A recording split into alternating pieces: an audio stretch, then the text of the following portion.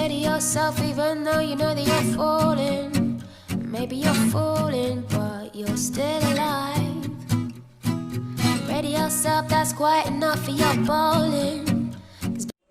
Buenas tardes, mi nombre es Elena Moscoso. Vamos a realizar la auscultación cardíaca, en la cual debemos conocer los 4 focos de auscultación, que es el foco aórtico, pulmonar, tricúspide y mitral. Vamos a presentar el foco aórtico, que se encuentra en el segundo espacio intercostal derecho, en el borde external derecho. Inhalamos, exhale, inhale, exhale. Como segundo punto tenemos el foco pulmonar, que se encuentra en el espacio intercostal izquierdo, en el borde external izquierdo.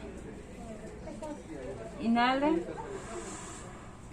exhale, inhale, exhale. Como tercero tenemos el foco tricúspide, que se encuentra en el cuarto espacio intercostal, en el borde external izquierdo.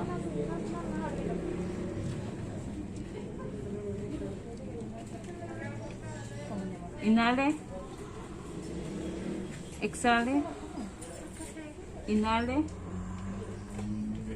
exhale. Tenemos el cuarto foco, que es el foco mitral, que se encuentra en el ápex cardíaco, en el quinto espacio intercostal izquierdo, en el medio, en la línea media clavicular.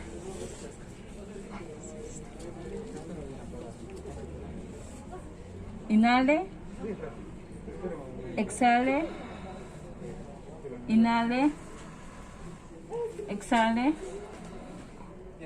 inhale, exhale. El diagnóstico de este paciente, según la auscultación cardíaca, se encuentra normal. Entendemos que normal es loop, dup, loop, dup, loop, dup. Y un murmullo patológico es